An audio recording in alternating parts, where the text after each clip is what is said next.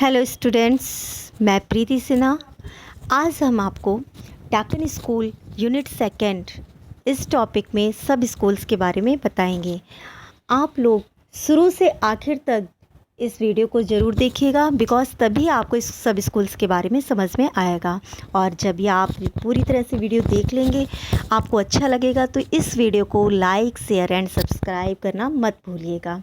Okay, तो हम start करते हैं। डेक्कन स्कूल जो है उसमें सब स्कूल्स के बारे में। फर्स्ट सब स्कूल मैंने आपको पहले की वीडियो में समझा दिया था। नेक्स्ट जो है स्टार्ट करते हैं बीजापुर सब स्कूल। इन Bijapur Ali Adil Shah first Bijapur got hand written book named Nujum ul illustrated. तो जो बीजापुर में अली आदि शाह फर्स्ट थे, उन्होंने नज़म उल इलस्ट्रेटेड नामक बुक लिखवाई थी और उस बुक में बहुत सारी पेंटिंग्स भी करवाई थी। These paintings become a yard stick of a ancient Indo Persian paintings and refined Deccan style of paintings. तो इस पेंटिंग्स में जो एक yard stick of a ancient Indo Persian paintings, yard stick means होता है एक लेबल होता है पेंटिंग्स का, एक मापदंड। यार्ड स्टिक मीन्स होता है मापदंड, और उस मापदंड एक लेबल होता है पेंटिंग्स का बनाने का। तो उस लेवल तक अगर पेंटिंग्स नहीं बनी होती थी तो उसको वो कैंसिल कर देते थे, फिर दोबारा से उस हाई लेवल तक आपको पेंटिंग बनानी होती थी। तो आर्टिस्टों ने एक लेवल डिसाइड कर लिया था, तो उस लेवल की जो पेंटिंग्स बनती थी उसे यार्ड स्टिक के रूप में एक्सप्लेन करते थे। तो जो वहाँ पर पर्शियन पेंटिंग्स जो थी उनको रिफाइन करके डेक्कन स्टाइल में उन्होंने उस पेंटिंग को बनाया। और बहुत सारी paintings there are 876 painting of which 140 are ornamental design, 100 are ornamental design, and rest are birds, animals and human figure।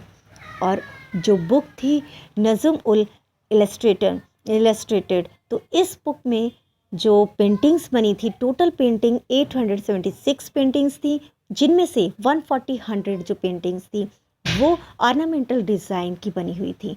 और उस डिज़ाइन में क्या क्या ड्रॉ किया था आर्टिस्टों ने? Birds, animals and human figure. इन सभी को डिज़ाइंस के रूप में उन्होंने बहुत ही स्टाइलिश तरीके से डिज़ाइन किया हुआ था, ऑर्नामेंटल डिज़ाइन के रूप में पेंटिंग्स बनाई थी इन सब फिगर्स को ऐड करके। Some of the important paintings are Gauri, Ragini, Raag Hindola and Shri राग। तो जो इसमें से कुछ पेंटिंग्स बहुत महत्वपूर्ण थी, बहुत अच्छी बनी थी, जो फेमस हुई थी, वो गौरी रागनी थी, राग हिंडोला थी एंड श्री राग थी। The ladies appearing in the illustration are tall and are wearing the South Indian dress।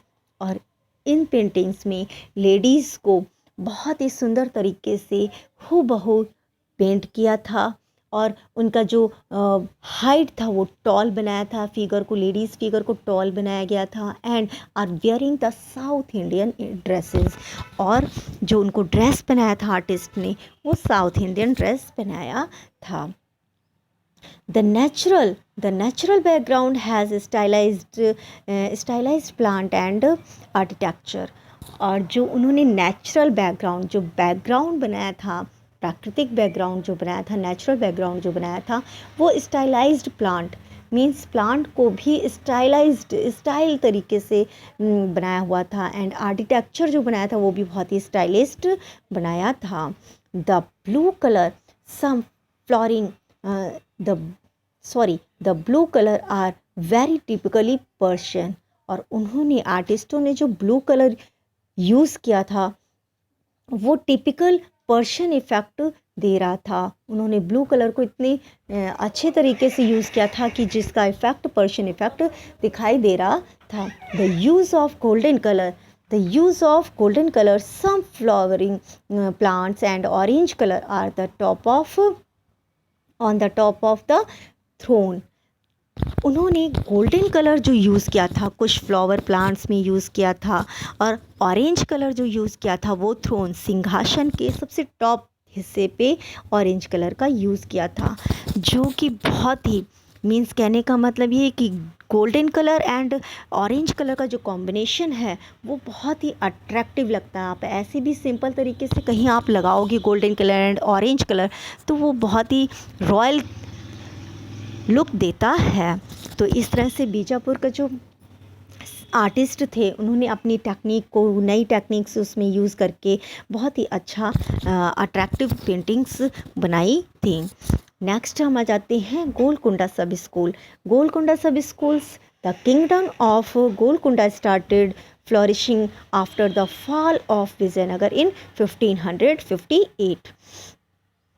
तो 1558 में जब विजयनगर का राज्य था वो धीरे धीरे ख़त्म हो रहा था, तो फिर वहाँ से गोलकुंडा का जो राज्य है वो स्टार्ट होना फल फूलने लगा, स्टार्ट होना शुरू हो गया। मीन्स गोलकुंडा का जो राज्य था उनका जो शासन था वो धीरे धीरे फैलने लगा। Painters and craftsmen started coming to Golconda and Golconda from Vijayanagar in 1605। तो जो पेंटर्स एंड क्राफ्ट्समैन थे वो विजयनगर से, जब विजयनगर का धीरे धीरे किंगडम जो है वो धीरे धीरे ख़त्म होने पे आ गया, तो वहाँ के जो आर्टिस्ट थे वो सन 1605 ईस्वी में विजयनगर से गोलकुंडा क्षेत्र में आना शुरू हो गए। वो कैसे आने लगे? वो वहाँ पर मसौलीपट्टनम था जो कि बहुत सारे आर्टिस्ट, पेंटर्स, क्राफ्ट्समैन वो बोट के थ्रू गोलकुंडा क्षेत्र में आने लगे। और उस टाइम के जो आर्टिस्टों की बहुत ही फेमस पेंटिंग्स थी वो थी lady and maina. Lady and maina a painting of their period shows a golden background which is characteristic of Dakini painting of this period।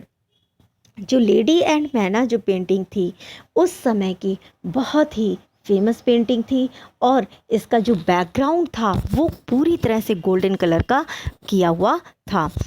Which is characteristic of Deccani painting of this period, जो कि उस period की डाकनी painting में सबसे बड़ी विशेषता दिखाई गई थी। मोस्टली उस टाइम जो गोलकुंडा की पेंटिंग्स थी उन पेंटिंग्स में जो बैकग्राउंड था वो गोल्डन कलर का ही दिखाया गया था, गोल्डन कलर का ही दिखाया गया था। तो next the mountain of painting in pink is Persian style. और जो माउंटेन पेंट किए गए थे, मोस्टली हम लोग माउंटेन किस कलर के पेंट करते हैं, ब्राउन या हल्का सा ब्लूइश कलर ही उसमें यूज़ कर लेते हैं, बट जो वहाँ पर इफ़ेक्ट आ रहा था पर्शियन स्टाइलिश इफ़ेक्ट, वो उन्हाँ के आर्टिस्टों ने पिंक कलर का माउंटेन पेंट किया था।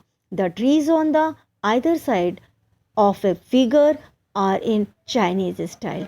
और फिगर के अगल बगल जो ट्रीज बनाए गए थे उसमें जो इफ़ेक्ट आ रहा था वो चाइनीज़ स्टाइल का इफ़ेक्ट दे रहा था, दिखाई दे रहा था। The darkest complex of the lady women aesthetic like bright red blouse, violet pyjama, golden dupatta, costly jewelleries make the portrait of the beautiful lady. और डाकन सब स्कूल के जो आर्टिस्ट थे उन्होंने लेडी का जो कॉम्प्लेक्स है वो कैसा दिखाया था, डार्क कॉम्प्लेक्स दिखाया था। एंड उनका जो ब्लाउज़ था उसको ब्राइट कलर रेड कलर में दिखाया था, पैजामा वॉयलेट कलर में दिखाया गया था, एंड जो दुपट्टा था वो गोल्डन कलर का दिखाया गया था, उन्होंने गोल्डन कलर में दिखाया था। जो ज्वेलरी थी वो बहुत ही कॉस्टली दिखाई थी, बहुत ही सुंदर तरीके से, इतना हाईली कॉस्टली में दिखाया था। तो जो पोर्ट्रेट बनाया था डाकन स्कूल के आर्टिस्टों ने लेडी का, वो बहुत ही पूरी तरह से एक एक चीज़ को बहुत ही ब्यूटीफुली तरीके से, बहुत ही अट्रैक्टिव तरीके से उन्होंने दिखाया था। The painting were greatly influenced by Mughal style जो पेंटिंग है उस पे पूरी तरह से मुग़ल स्टाइल का इफ़ेक्ट देखने को मिलता है। along with Mughal style, local style of social and political life got fused. तो जो उस टाइम के जो social local style of social, जो सोशल समाज का जो लोकल स्टाइल था उसमें एंड पॉलिटिकल लाइफ में, उन सब में जो इफ़ेक्ट दिखाई दे रहा था वो पूरी तरह से मुग़ल स्टाइल का ही इफ़ेक्ट दिखाई दे रहा था। This style spread to Hyderabad, Pune, Karnal and Solapur. और इन सब स्टाइल का जो स्टाइल ये फैल रहा था धीरे धीरे, वो किन किन क्षेत्रों में फैल रहा था? हैदराबाद, पुणे, करनाल एंड सोलापुर क्षेत्र में फैल रहा था। नेक्स्ट सब स्कूल पे आ जाते हैं हम, हैदराबाद सब school.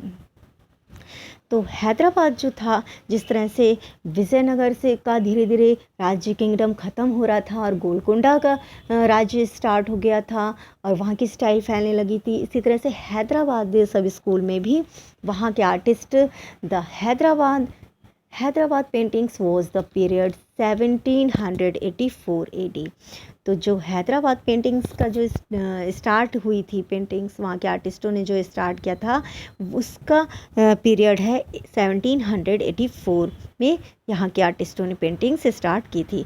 The colour are used in the painting being rich and brilliant in this period and use bold lines. और उस टाइम के जो आर्टिस्ट थे, हैदराबाद सब स्कूल्स के जो आर्टिस्ट थे, उस पीरियड में उन्होंने इतने ब्रिलियंट एंड रॉयल कलर्स को यूज़ करके पेंटिंग बनाई थी और बोल्ड लाइन्स का जो यूज़ किया था, उससे उनकी पेंटिंग्स बहुत ही ज़्यादा अट्रैक्टिव लग रही थी।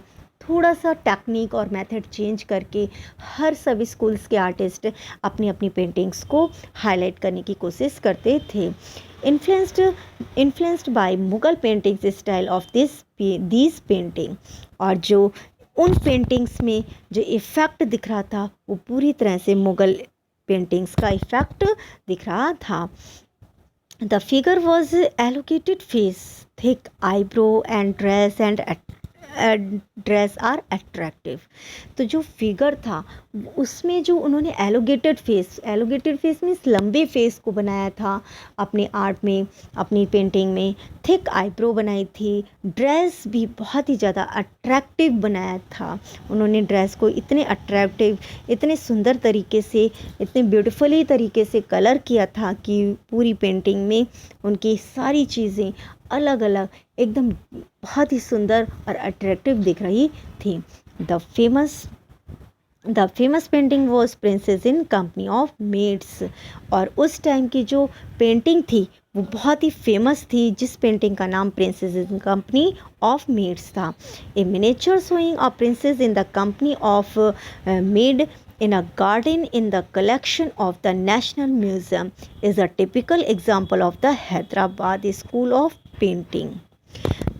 तो जो ये पेंटिंग थी princess in company of maids, तो ये जो एक लघु चित्र था उसमें प्रिंसेस क्या कर रही थी? प्रिंसेस जो थी वो गार्डन में गई हुई थी और गार्डन में अपनी मेड के साथ एक कंपनी में खड़ी हुई थी।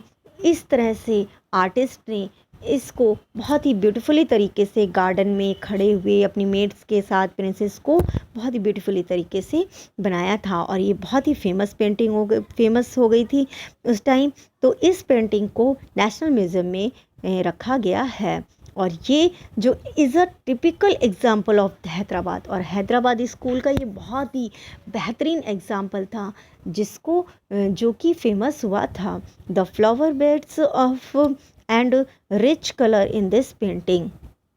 और यहाँ पे जो फ्लावर और उसके कलियों को जिन पर जो कलर किया गया था, उन कलर के थ्रू, उस कलर के इफ़ेक्ट के थ्रू ऐसा लग रहा था कि वो कली, जो फ्लावर की जो कली बनी है, बस वो खिलने ही वाली है। इतना ब्यूटीफुली तरीके से उन्होंने कलर किया था फ्लावर के बर्ड्स पर कि वो बहुत ही सुंदर लग रहा था। लास्ट हमारा सब स्कूल है डेक्कन स्कूल का सब स्कूल लास्ट, वो तंजौर है। This school period was 18 to 19 century. और इस सब स्कूल का जो पीरियड है वो 18 टू 19 सेंचुरी था, जिस पीरियड में तंजौर सब स्कूल्स के आर्टिस्ट ने पेंटिंग्स बनाई थी। A style of painting characterized by bold drawing. और इस पेंटिंग में इस समय जो पेंटिंग बनाई गई थी, उस पेंटिंग का जो स्टाइल था वो बोल्ड ड्राइंग का था। टेक्निक ऑफ शेडिंग, उसमें बहुत सारी शेडिंग पार्ट की टेक्निक को नए नए टेक्निक यूज़ किए गए थे। The use of pure and brilliant colours flourished at Tanjore in South India. और साउथ इंडिया में जो तंजौर है क्षेत्र, उसमें जो ब्रिलियंट कलर्स का यूज़ किया गया है, प्योर कलर का यूज़ किया गया है, एंड डिफरेंट टेक्निक यूज़ की गई है शेडिंग पार्ट में, बोर्ड ड्राइंग की गई है। तो इन सब से जो इफ़ेक्ट आ रहा है वो बहुत ही अलग टाइप का स्टाइल जो है तंजौर स्कूल्स के आर्टिस्टों ने डेवलप कर लिया था, जिससे उनकी पेंटिंग्स बहुत ही अट्रैक्टिव लग रही थी। The theme was Ramayana and Mahabharata in this period. और इस पीरियड में जो थीम लिया था, जो टॉपिक लिया था आर्टिस्टों ने, तंजौर पेंटिंग्स के आर्टिस्टों ने, तंजौर सब स्कूल्स के आर्टिस्टों ने, वो थीम रामायण एंड महाभारत से लिया था। और आपको शायद पता हो कि तंजौर क्षेत्र में जो पेंटिंग्स बनाई थी आर्टिस्टों ने, मोस्टली भगवान से रिलेटेड पेंटिंग्स बनाई थी। और वो उनको स्पेशली मोस्टली सिंहासन पर बैठे हुए बनाया है, या किसी ऊंचे स्थान पर, ऐसे स्थान पर बैठे हुए आर्टिस्टों ने उनकी पेंटिंग बनाई है, जो कि बहुत ही खूबसूरत, क्योंकि बहुत ही ब्यूटीफुली तरीके से, बहुत ही रॉयल तरीके से हमें देखने को मिलती हैं। और इन भगवान की पेंटिंग्स को उन्होंने ऊंचे स्थान पे इसलिए बनाया था क्योंकि गॉड हमारे लिए हमेशा सर्वोच्च स्थान पर ही रहते हैं।